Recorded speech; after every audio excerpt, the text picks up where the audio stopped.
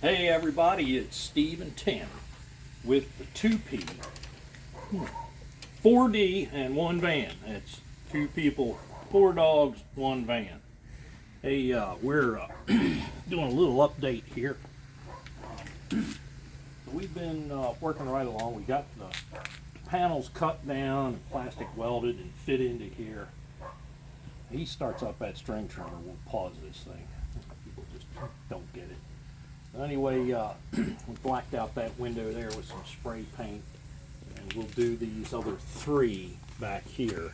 So this is all going to be spray painted black so you can't see from the outside. Take a look over here. That's what it's going to look like right there.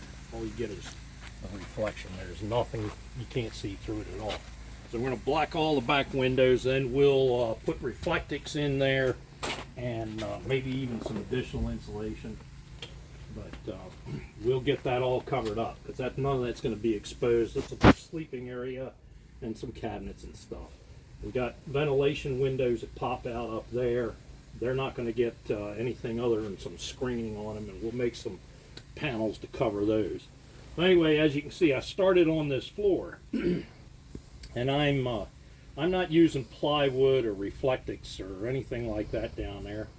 I wanted a water resistant, rot resistant material. I don't like plywood for that. And I was thinking, well, I could glue down some heavy mill plastic and then go over it with plywood. And I was looking at different things. I even bought some material. I ended up taking it back. But this is 3/8 PVC board. Comes in a 4-foot by 8-foot sheet. They call it a project sheet. You can get it at Lowe's or Home Depot. I don't know where else you might even get it. How much is it a board? It's pricey. That's 70 and some change for these. They also make a 1/2 inch. Home Depot carries the 1/2 inch. Lowe's had this. This is 3/8. The 1/2 inch was like $93 and some change per sheet.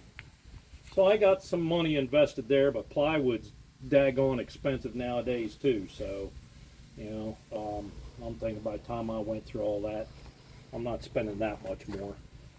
But what I've done is I've left these valleys in the floor here.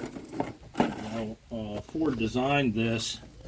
Man, I can't pull it. Okay, up there. You see up in the front, the ribs, the channels run all the way down this floor. All right, now that's there for strength purposes.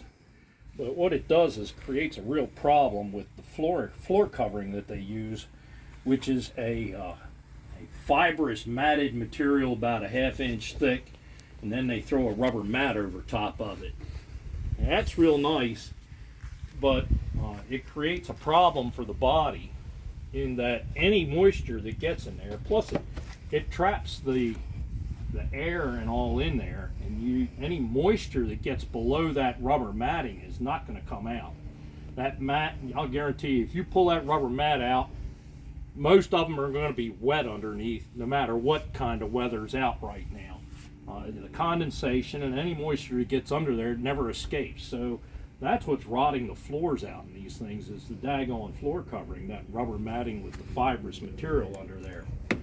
I think they call that a mass backing or something like that.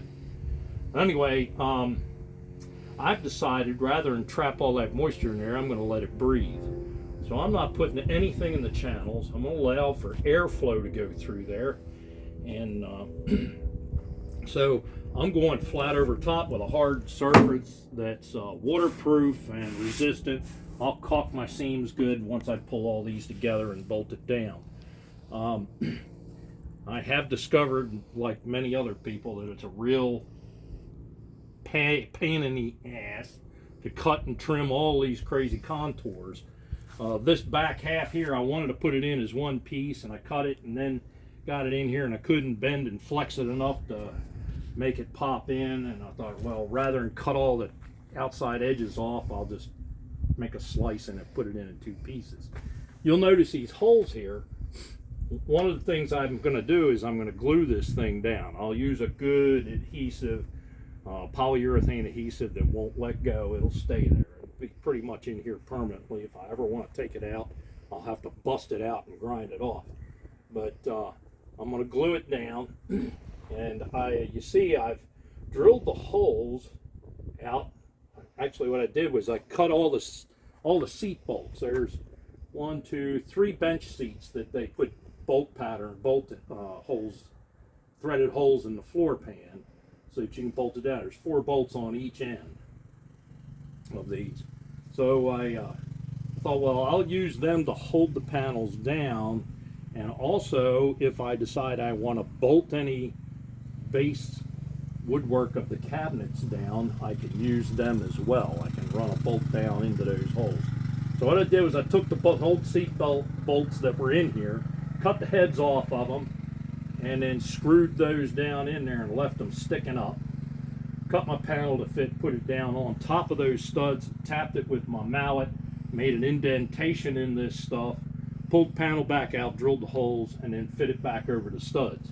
So they're all lined up. When I glue these down in here permanent, the only thing I really got to do is pull them up and vacuum and clean it all out real good, put the adhesive and slap them down. But I'll pull those studs out once I've got it all lined up and glued down, and then I'll have those holes available. If I don't use them, I'll put a countersunk bolt. It's got a countersunk flat head on it that'll screw down in there flush with the top surface, and that'll seal the holes that I'm not using. Actually, I'll probably put that in all of them until I get the counters and stuff figured out. And back here, so I've started figuring out some of my venting, my floor vents, and basically all I need is a little area. I don't need a whole lot, just enough to let that air breathe through these channels, and that'll take all the moisture out of there instead of trapping it.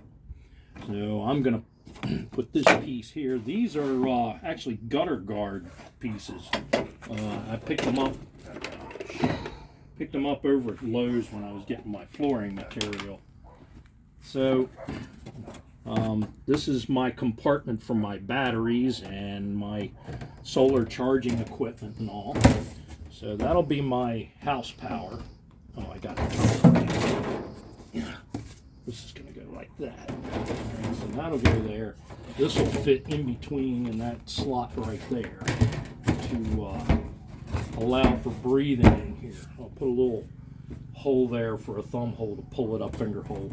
But this will sit down in there flush with my underlayment.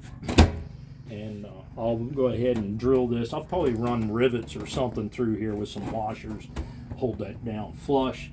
But my plan is to cut out of this a square here and fit that snug into the corner, and then another fan over here, and that'll give me some ventilation to keep the battery and charging system cool.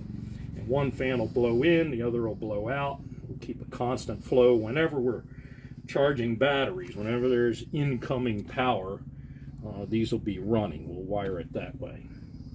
So that's where we're at this point. Moving right along with it. We're getting there. So anyway, there's an update. If you got questions or comments, you like this, thumbs up. Stay on board and subscribe and watch the videos as we're doing them. And we'll give you another update once we've got this down, and maybe we'll do something next one when we start laying the floor covering. We're going to use a vinyl plank flooring over this. I think it's going to look really nice. All right, so that's pretty much it, huh?